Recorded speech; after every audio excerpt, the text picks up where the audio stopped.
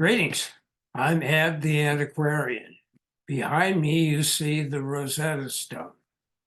It's a decree by the Greek king of Egypt from around 200 BC.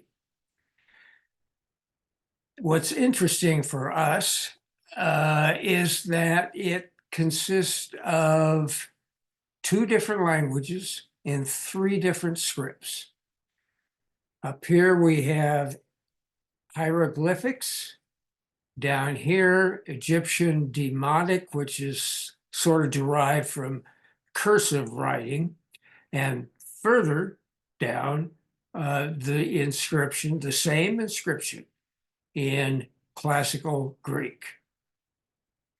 That, of course, has enabled scholars back in the 19th century to translate the hieroglyphs in the upper register of this stone. And this is the original in the British Museum. The one in the Louvre is a copy. In any event, writing is the topic for today's presentation.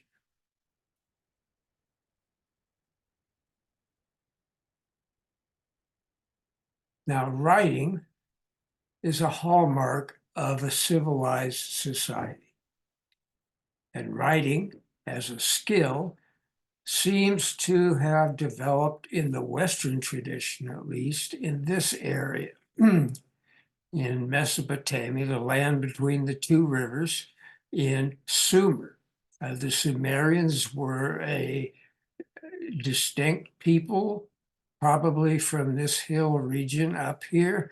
They spoke a language that was unrelated to other languages of Mesopotamia and the ancient world. And they developed a unique script, cuneiform, to write that language. It all began with pictographs, as shown here. This probably dates from around 3500, in which objects and people were described with images. This image, this symbol, is meant to be wheat, for instance. Now, writing, as I said, developed in this area, but over here in Egypt with the hieroglyphs of the Egyptians about the same time and at about the same speed that they became more complex. Now, writing itself is a memory device. It frees societies from dependence upon oral transmission and often faulty memories, so that writing preserved the content and intent of records, information, ideas, and stories, which could all be stored in an archive of some sort, eventually, of course, libraries. As cuneiform and hieroglyphics became more complex, they became more abstract. They became logographs. Each symbol is a logograph, which can be either an object, a person, or an idea or an action. And the same was true of hieroglyphs. So that a bird no longer meant just a bird. It could suggest the idea of flight or travel or something of that nature. And that's how the symbolic alphabet came about. At the middle of the second millennium, we have the Code of Hammurabi. It is written in Akkadian, which is a different language. It is a Semitic language, different from Sumerian. Nevertheless, it's written with cuneiform symbols. so that the same symbolic writing system can be used to write multiple language. That's further illustrated here in this broken tablet, which is in two languages, Akkadian, again, a Semitic language, and Hittite, an Indo-European language. So once more, a writing system can be used or adapted to virtually any language. We come down to the late Bronze Age in Ugarit, which is right here opposite Cyprus. It was a large trading station city between Mesopotamia and Egypt and the Aegean Basin, the Minoans and the Mycenaeans. So this was a very important trading city, a very rich city, and they developed their own unique alphabet. It consisted of 30 letters or symbols. So hang on to that idea. These were Canaanite people, Semitic peoples. At the end of the late Bronze Age, the Canaanites morphed into the Phoenicians. Same people, same place, different name. The language they spoke was part of the Northwest Semitic language group, and the Phoenicians developed their own alphabet. So here it is, Aleph, Bet, Gimel, Daleth, etc. Very similar to the Hebrew alphabet. Now, the thing about an alphabet is that each symbol or letter represents a sound. So, for instance, if you want to say dog or want to write dog using Phoenician alphabet, you would start with Daleth and then put Gimel. And then you had Dug, dog.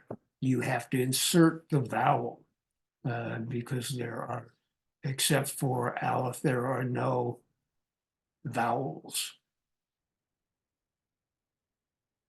Now, from the Phoenicians, the alphabet as a skill spread throughout the Mediterranean along with their trading ships, which were active early on from the 9th century on, and they were way ahead of the Greeks, for instance, as sea traders in the 9th and 8th and 7th century. Their colony of Carthage was located here. They had colonies in Sicily and in Iberia. Each one of these colonies would have been able to utilize the technique of alphabetic writing to keep records. They also took this technique to the Aegean Basin, where they were trading with the early trading cities of Corinth and Miletus. And so the idea of having a writing system came to the Greeks from the Phoenicians. And they eventually will pass on the idea, the technique, to the Etruscans and later to the Romans via the Greek colonies that were down here. Rome was inundated with ideas about writing. Now, when the alphabet got to Greece, it had to be adapted from a Semitic language to an Indo-European language. And so a couple of letters were added and vowels were inserted. So we have alpha, beta, gamma, delta. uh, slightly different names for the same symbols all the way around. And this is the archaic Greek alphabet that had been preserved on the bottom of this particular pot. Now, Greece, the Bronze Age Greeks had a writing system, Linear B. But when the Bronze Age collapsed, so did that writing system disappear. And so the Greeks, the classical Greeks, had to borrow the writing system of the alphabet from the Phoenicians. And of course, as I said, they passed it on to the Romans, who developed their own symbols, letters, the Latin alphabet, in order to write the Latin language. But as you'll see, the Latin alphabet can be used to write a whole host of languages. Now, the Latin language, written with the Latin alphabet, became the premier writing system of Western Europe and indeed the Western Mediterranean. In large part, that is due to Jerome, who made a Latin translation of the Bible, the Vulgate, which was adopted by the Roman Catholic Church for the churches in the Western Church, that is primarily Western Europe. And that spread as Christianity spread throughout Europe, especially up into Scandinavia and the Germanic countries. The Latin language and Latin as a writing system went with it. So today, you are no doubt writing an Anglo-Saxon language with Latin letters.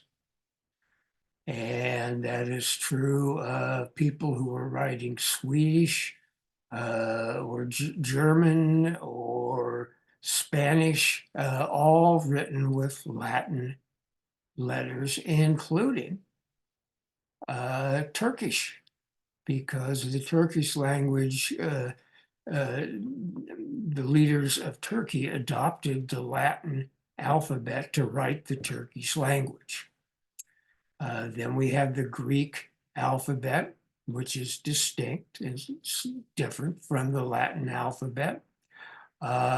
It was adapted to the Slavic tongue, the Cyrillic alphabet, which is used in Russia, Ukraine, and some of the Slavic Balkan area here.